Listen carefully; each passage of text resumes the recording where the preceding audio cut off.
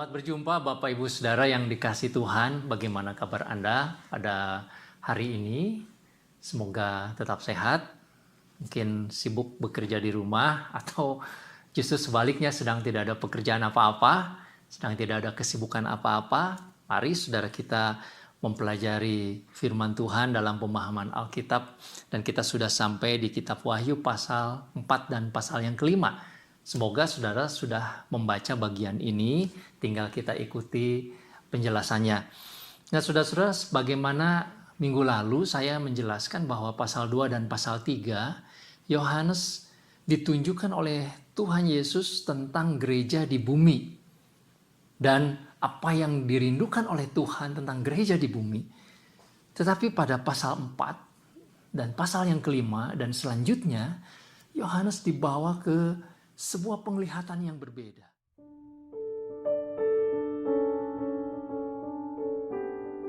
Saudara-saudara, kita lihat pasal 4, ayat yang ke-1. Kemudian daripada itu aku melihat sesungguhnya sebuah pintu terbuka di sorga.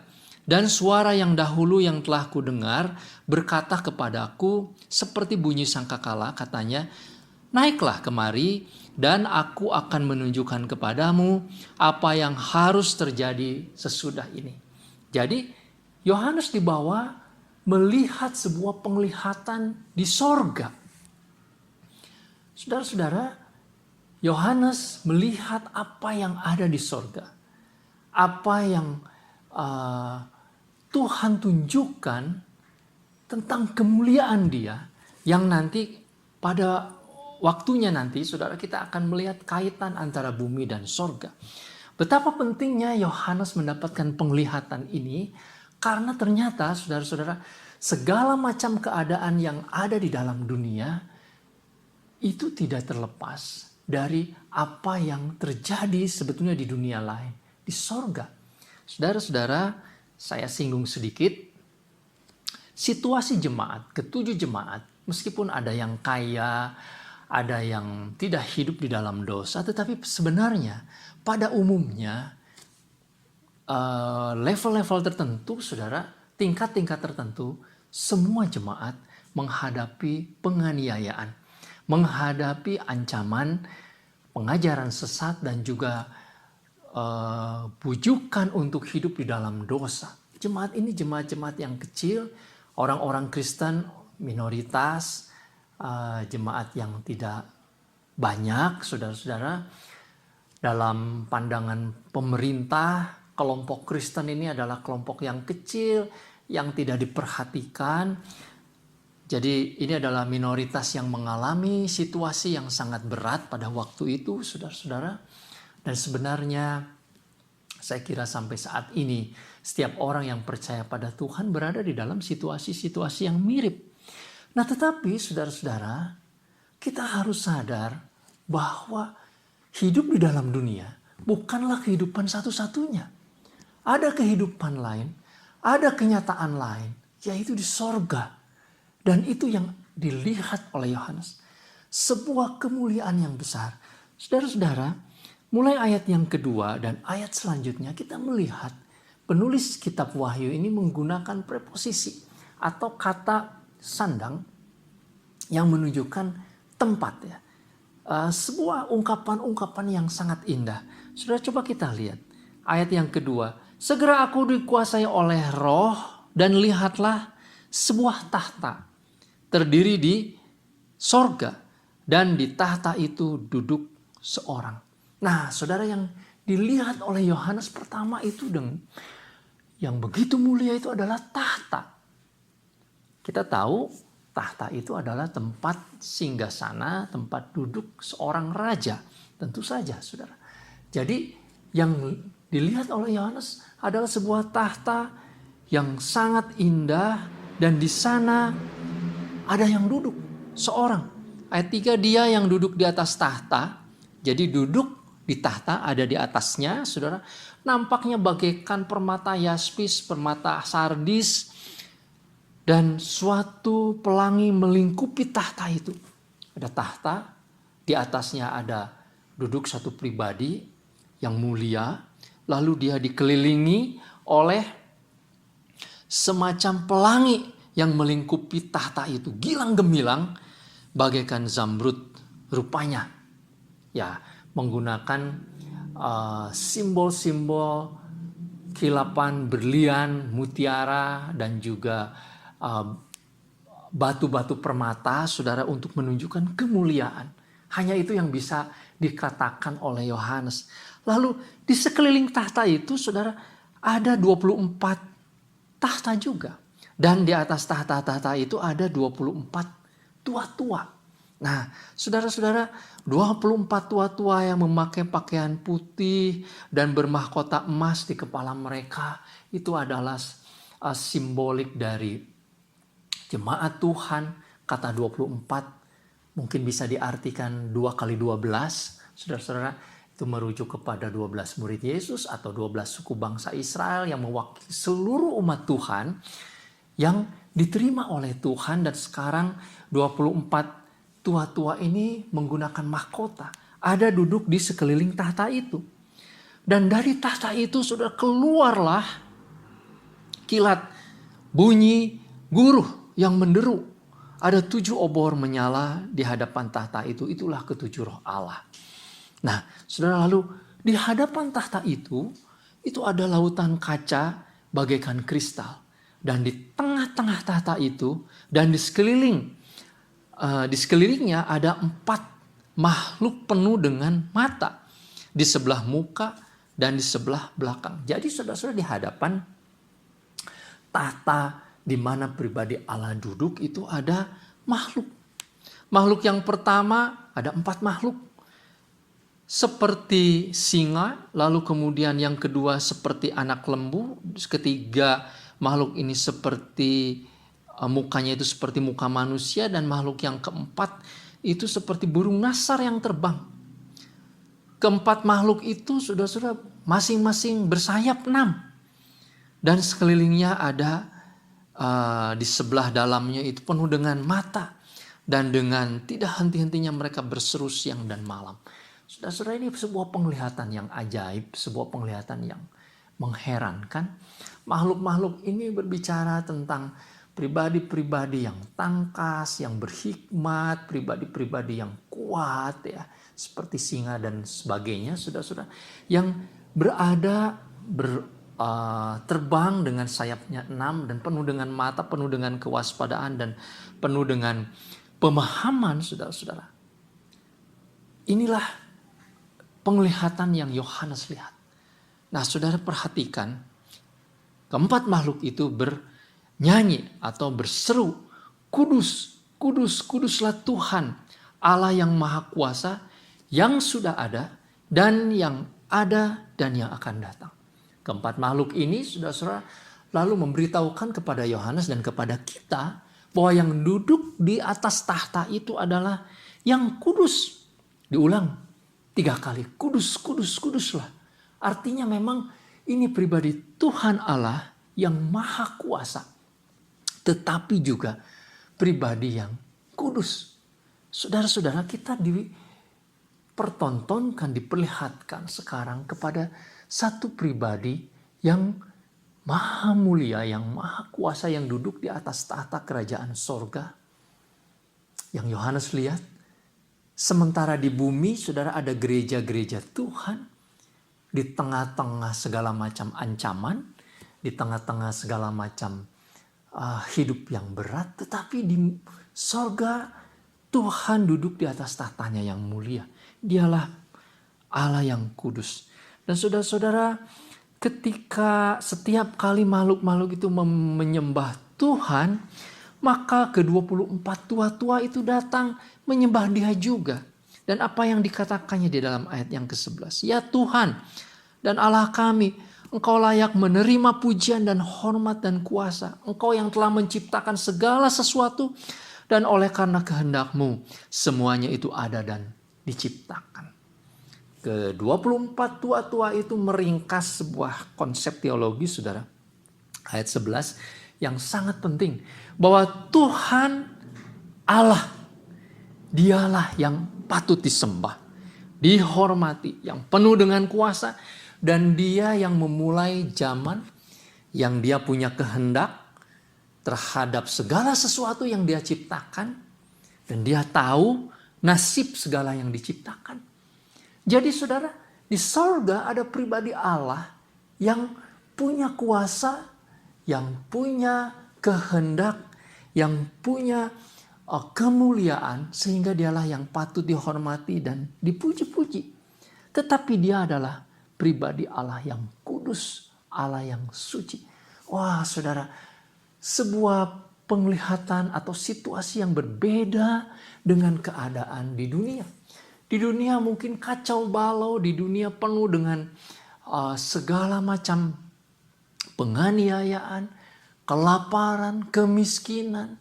Ya, dunia penuh dengan segala macam keadaan yang sangat menyakitkan.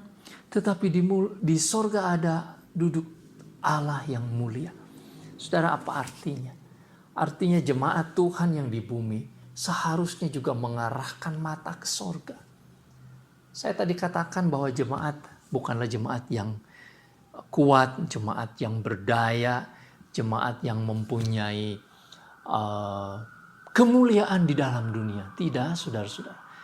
Tetapi jemaat ini menyembah pribadi Allah yang mulia, yang kudus, yang suci, Allah yang penuh dengan kuasa. Ini memberikan pengharapan.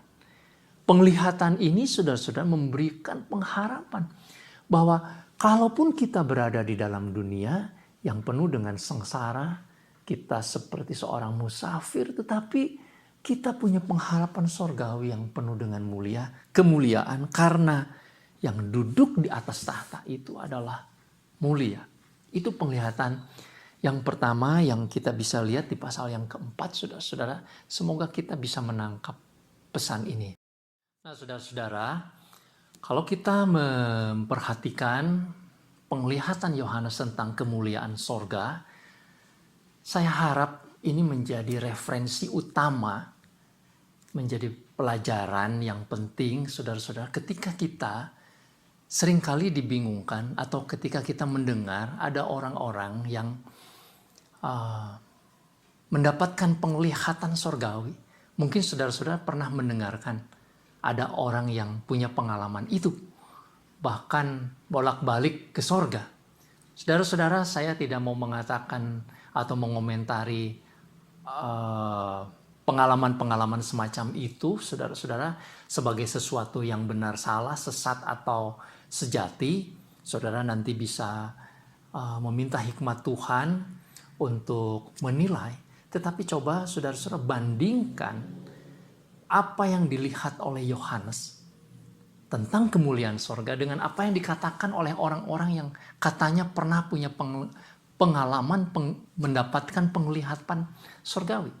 Kalau isinya sama, saudara-saudara, menurut saya tidak perlu lagi ada penyataan dari Tuhan kepada manusia-manusia untuk berbicara kepada manusia. Atau singkatnya, saudara, tidak perlu lagi Tuhan memberitahukan tentang kemuliaan sorgawi, lalu kemudian mengangkat orang-orang untuk melihat sorga, untuk memberitakan kepada orang lain. Cukup melihat di pasal yang keempat, saudara, tentang kemuliaan sorga, dan itu sudah cukup bagi kita. Jadi kita harus berhati-hati, saudara-saudara, tentang fenomena atau tentang kesaksian orang-orang yang melihat sorga. Ya. Di dalam Alkitab, saudara, selain Yohanes, memang Rasul Paulus pun pernah mendapatkan kesempatan. Tetapi Rasul Paulus tidak memberikan penjelasan yang rinci, saudara. Kenapa? Karena memang tidak diperlukan. Cukup dengan kita membaca pasal 4, lalu kita kemudian melihat kemuliaan sorga semacam itu, dan itulah yang membuat kita menaruh pengharapan sorgawi. Kemudian kita akan lanjutkan di pasal yang kelima.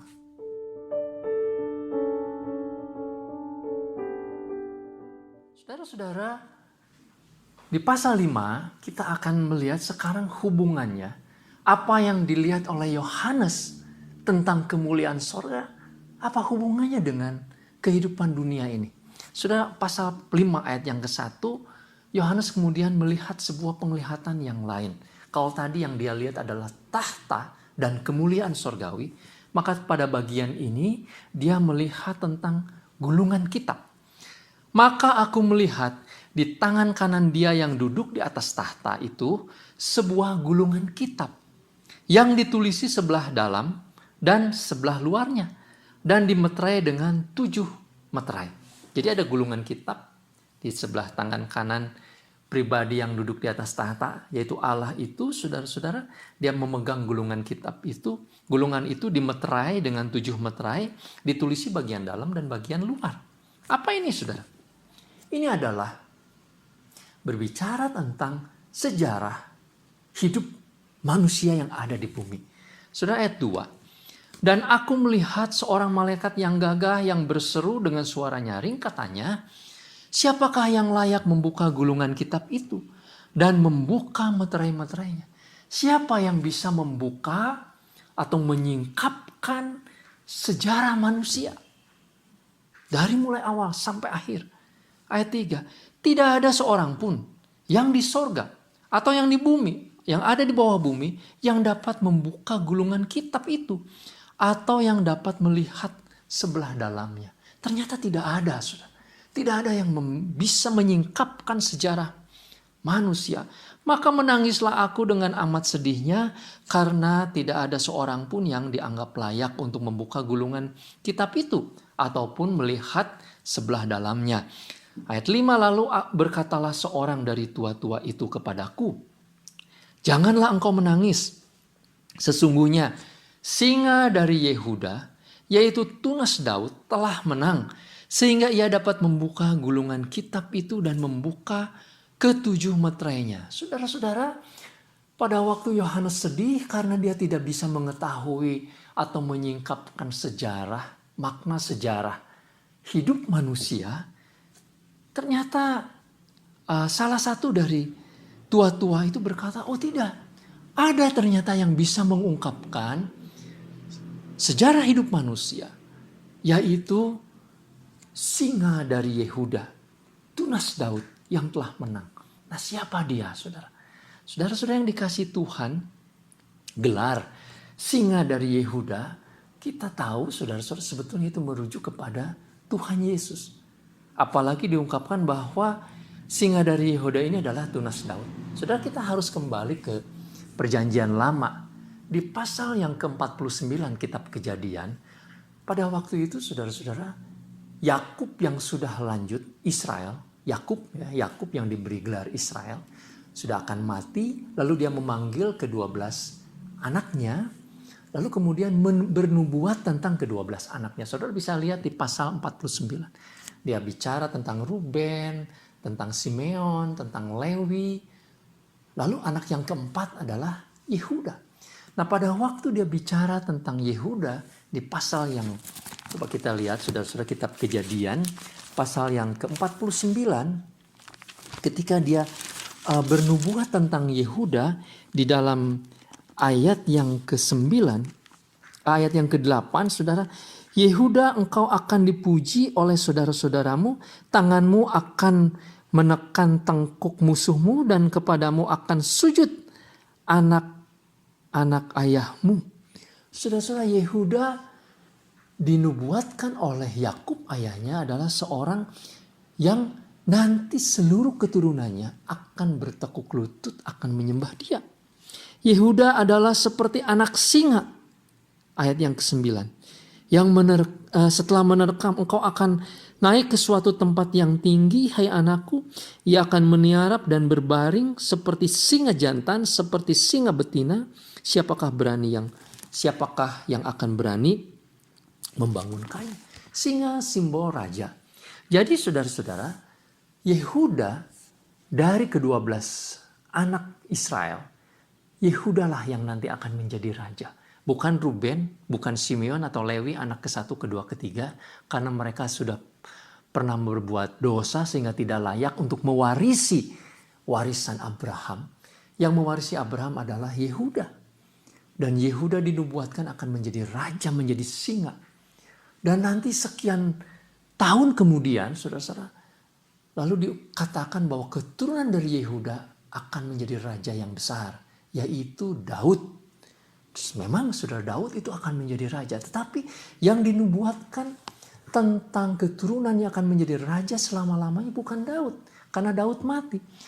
Lalu kemudian Daud pun saudara-saudara diberitahukan lewat keturunan dia nanti akan datang seorang raja yang bertahta selama-lamanya.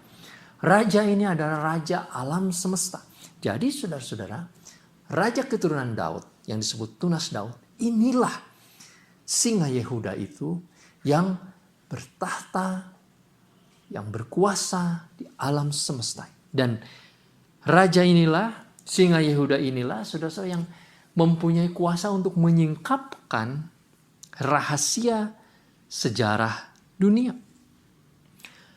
Saudara, maka aku melihat di tengah-tengah tahta dan keempat makhluk itu, dan di tengah-tengah tua-tua itu berdiri seekor anak domba seperti telah disembelih, bertanduk 7 dan bermata 7. Itulah ketujuh roh Allah yang diutus ke seluruh bumi.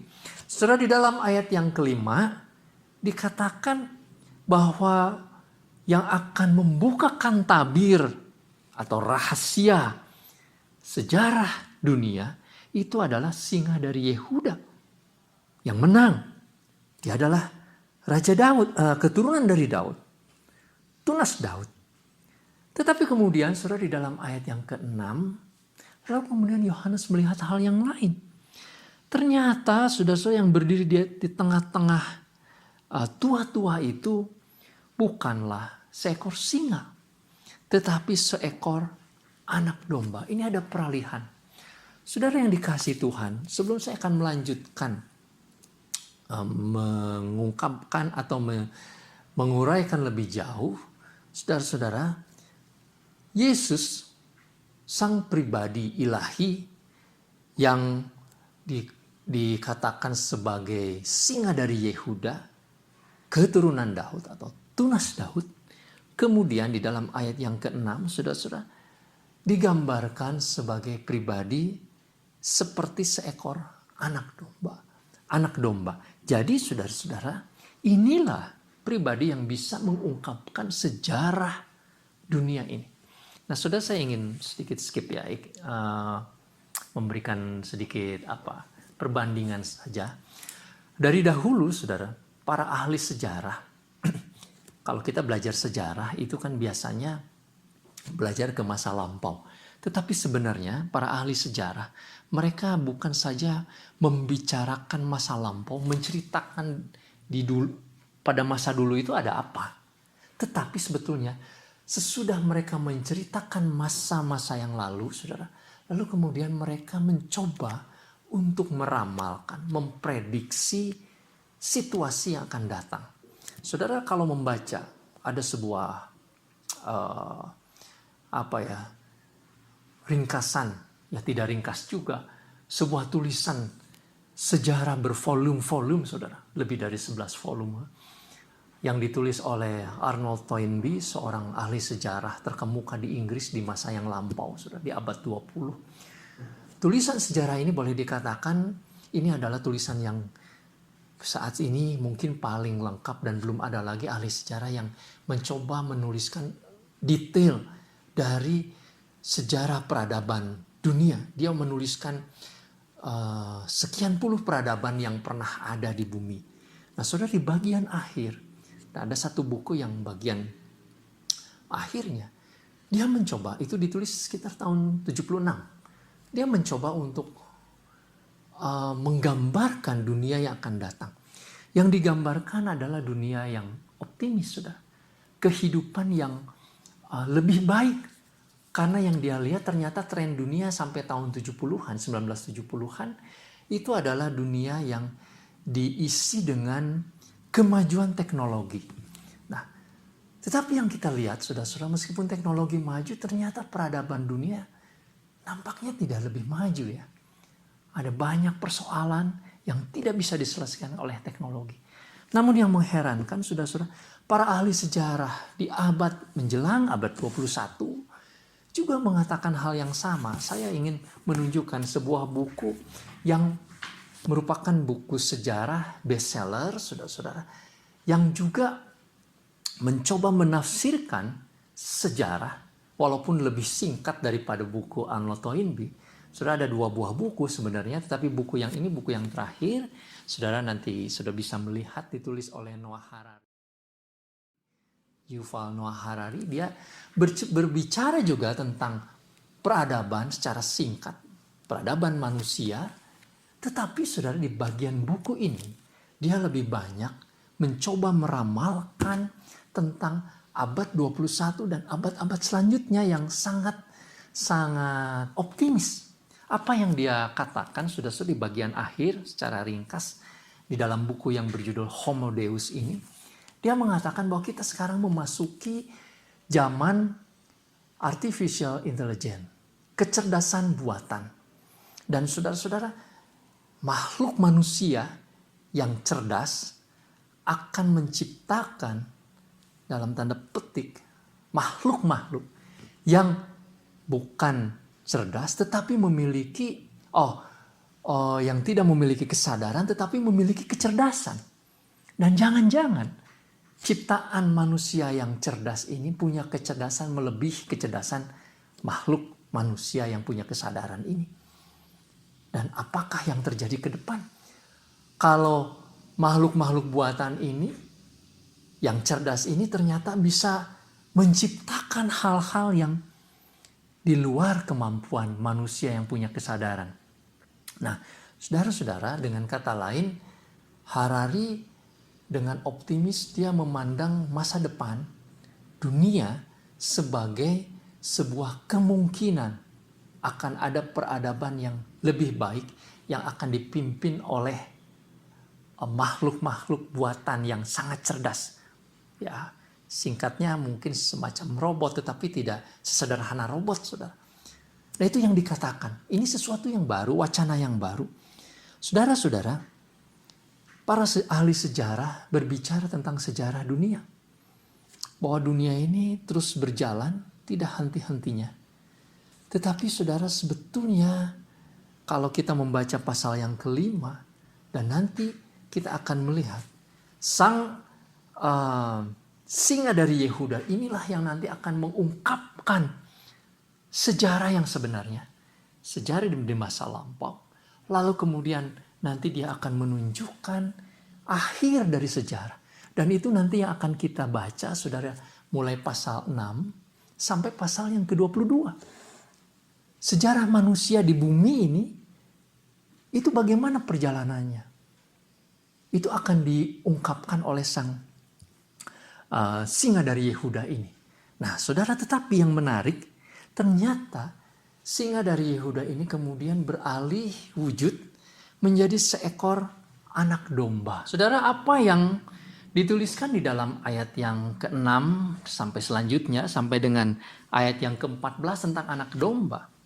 Saudara-saudara, sangat jelas mulai ayat yang ke-6 bahwa gambaran pribadi Yesus yang ilahi itu, yang semula dikatakan dia adalah singa dari Yehuda, merupakan penggenapan dari perjanjian lama tentang Sang Mesias yang sudah datang ke dalam dunia. Saudara-saudara, dia adalah benar-benar Mesias karena dia di dalam sejarah memang keturunan Daud, tunas Daud.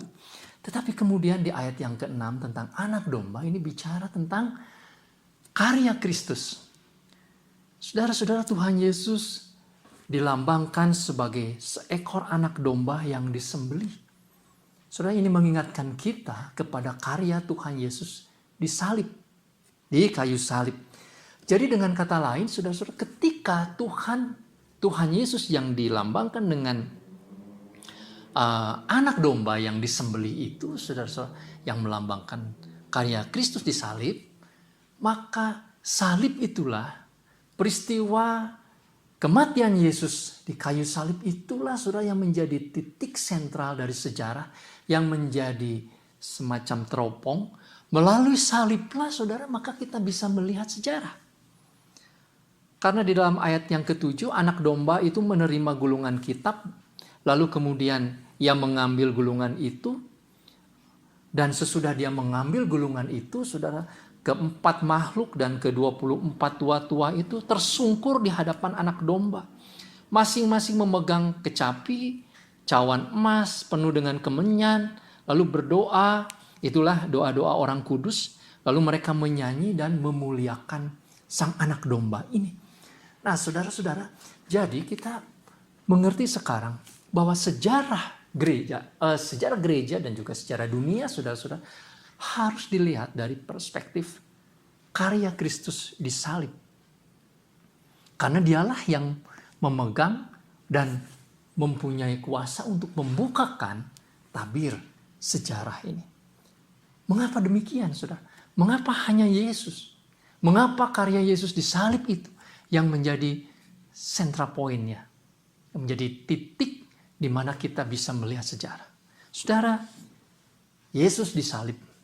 Hal yang pertama yang bisa kita mengerti adalah berbicara tentang kemenangan, tentang kemuliaan. Saudara membaca di ayat yang kelima tadi, dikatakan bahwa dia, singa Yehuda itu telah menang. Meskipun simbolnya adalah simbol dari anak domba yang disembelih, tetapi dia sejatinya juga adalah singa dari Yehuda yang menang. Sehingga saudara-saudara, kita harus melihat salib Yesus itu bukan peristiwa kekalahan, bukan peristiwa kutuk di mana pribadi yang bersalah yang dihukum mati ada di sana, tetapi sebetulnya sisi lain, saudara-saudara, salib itu menyatakan kemenangan. Kemenangan Allah atas kuasa dosa, atas kuasa iblis. Saudara, kita ingat pasal yang ketiga kitab Kejadian, ayat yang ke-15. Itu adalah nubuatan pada waktunya nanti bahwa kepala ular ini akan dihancurkan. Saudara, ini berbicara tentang salib Kristus. Ketika Yesus disalibkan, dia menghancurkan kepala iblis. Nah, saudara, jadi kalau kita melihat sejarah manusia, maksudnya dari sisi ini, maka kita akan melihat meskipun segala macam peristiwa sejarah terjadi, pada akhirnya, saudara, kita harus mengetahui bahwa ketika Yesus disalib, maka Yesus menang. Apalagi dibuktikan dengan kebangkitannya. Dia bangkit, maka dia yang menang. Apa artinya? Saudara, kita dalam dunia ini bisa saja mengalami derita, mengalami kehidupan yang penuh dengan beban berat. Tetapi di dalam sejarah, dari perspektif salib Yesus, saudara, maka dia sudah menang. Dia yang memberi pengharapan, dia yang memberikan kuasa atas alam semesta ini. Iblis tidak lagi berkuasa atas dunia ini, tetapi dia yang berkuasa. Itu hal yang pertama. Nah, saudara, tetapi salib Yesus juga berbicara tentu tentang penebusan. Karya Yesus di salib itu adalah karya penebusan Yesus. Ya. Saudara, di dalam ayat yang ke-6, anak domba ini seperti telah disembelih. Ya. Jadi, penebusan Yesus yang mati disalibkan, yang darahnya dicurahkan, itu membeli kita, membawa kita, menebus kita dari ikatan, dari kuasa, dari belenggu dosa, saudara-saudara. Lalu kemudian kita menjadi umat-umat yang dibebaskan, yang ditebus, yang diselamatkan. Secara ringkas demikian. Nah, saudara-saudara, kalau kita memandang sejarah dari perspektif ini, apa artinya? Kita hidup di dalam sejarah rutinitas, dalam hidup ini, saudara, dengan segala macam kehidupan duniawi, kebutuhan-kebutuhan duniawi, kita memang harus hidup, bekerja, belajar, berusaha, berbuat baik, menikmati juga berkat-berkat Tuhan dalam dunia ini, itu satu sisi. Tetapi sisi lain, saudara-saudara, kita harus tahu bahwa Tuhan Yesus sudah menebus kita. Ada kehidupan rohani. Jadi ini seperti dua jalan di dalam sejarah manusia. Orang yang percaya Tuhan. Jalan yang pertama sejarah dunia, saudara-saudara. Tetapi sisi lain adalah kehidupan rohani. Orang-orang Kristen, orang-orang yang percaya kepada Tuhan, umat tebusan Tuhan, menjalani juga kehidupan rohani bersama dengan Tuhan karena kita sudah ditebus. Rasul Paulus mengatakan kita ini dui kenegaraan ya. Kita mempunyai 2 kewarganegaraan. Warga dunia selama kita sedang dalam dunia, kita menjalankan kehidupan duniawi, tetapi juga jangan lupa kita adalah warga surgawi yang menjalankan hukum-hukum Allah di dalam dunia. Kita menjalani prinsip-prinsip Allah, prinsip-prinsip kerajaan surgawi. Itu melalui karya Kristus yang sudah ditebus.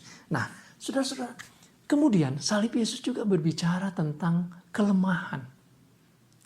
Memang, saudara-saudara, di satu sisi, ketika 2 sejarah ini, sejarah dunia dan sejarah rohani bersatu menjadi satu, saudara, pasti ada konflik di dalamnya, dan salib melambangkan juga bentuk-bentuk kelemahan, ketidakberdayaan, tetapi juga yang menjadi paradoks, saudara, di tengah-tengah ketidakberdayaan justru ada kemuliaan salib. Saudara-saudara yang dikasihi Tuhan, hukum-hukum Allah, hukum-hukum surgawi itu dipandang lemah oleh dunia. Saudara kalau baca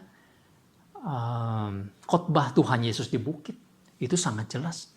Itu adalah prinsip-prinsip nilai-nilai surgawi yang berbeda sekali dengan nilai-nilai duniawi. Saudara kalau bandingkan, apa yang mulia di dunia itu justru menjadi kehinaan di dalam kehidupan rohani, dan apa yang dianggap hina di dalam dunia itu menjadi kemuliaan di dalam hukum rohani. Coba saudara, kita ambil contoh beberapa hal ketika Tuhan Yesus bicara tentang mengasihi. Kita harus mengasihi sesama, harus mengasihi musuh, harus memberi pipi kiri.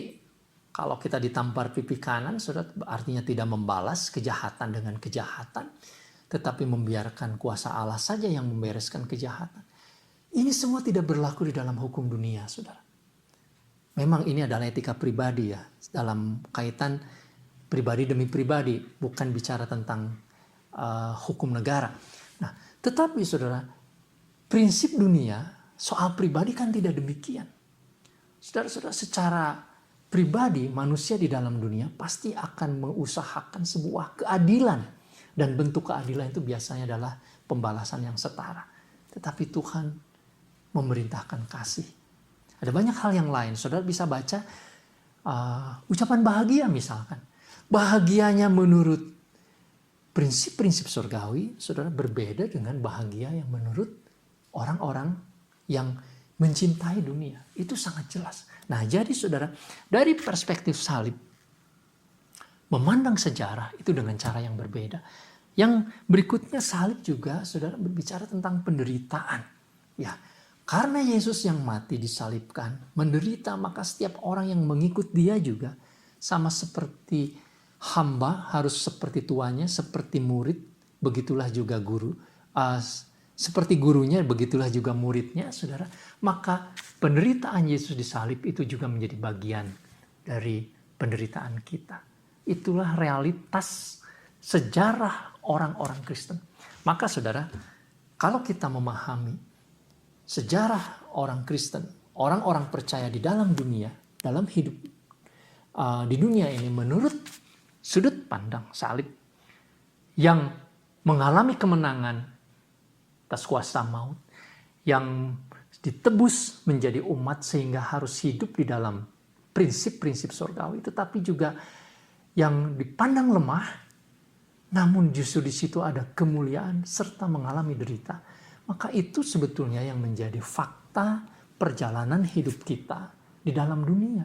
Saya mengartikan, saudara-saudara, pasal yang kelima ini, bagaimana kita melihat diri kita, gereja Tuhan, umat Tuhan, ketika berjalan di dalam dunia melalui perspektif atau sudut pandang salib. Nah, saudara-saudara, saya akan akhiri dengan ungkapan-ungkapan kemuliaan atau pujian yang itu juga menjadi kepujian kita. Di dalam ayat yang ke-9, kemudian juga saudara-saudara di dalam ayat yang ke-13, ayat yang ke-12, saudara-saudara, anak domba ini dipuji dengan pujian yang demikian. Anak domba yang disembelih itu layak untuk menerima kuasa dan kekayaan dan hikmat dan kekuatan dan hormat dan kemuliaan dan pujian. Kemudian ayat yang ke-13, bagi dia yang duduk di atas tahta dan bagi anak domba adalah puji-pujian dan hormat dan kemuliaan dan kuasa sampai selama-lamanya. Anak domba ini, pribadi Yesus disandingkan bersama-sama dengan pribadi Allah Bapa di sorga, sudah sebagai satu pribadi Allah yang utuh.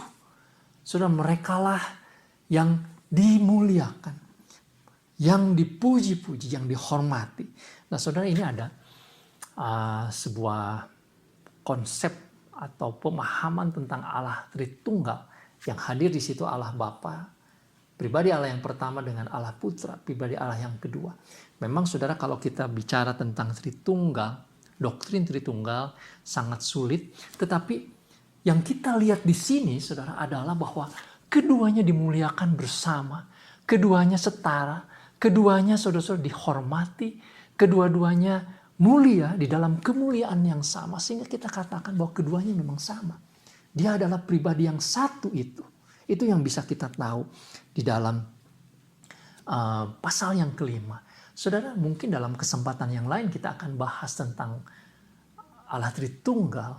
Tetapi saudara, di dalam Alkitab memang konsep Allah Tritunggal ini dinyatakan saja. Bukan diucapkan, bukan diuraikan semacam rumusan teologis. Tidak.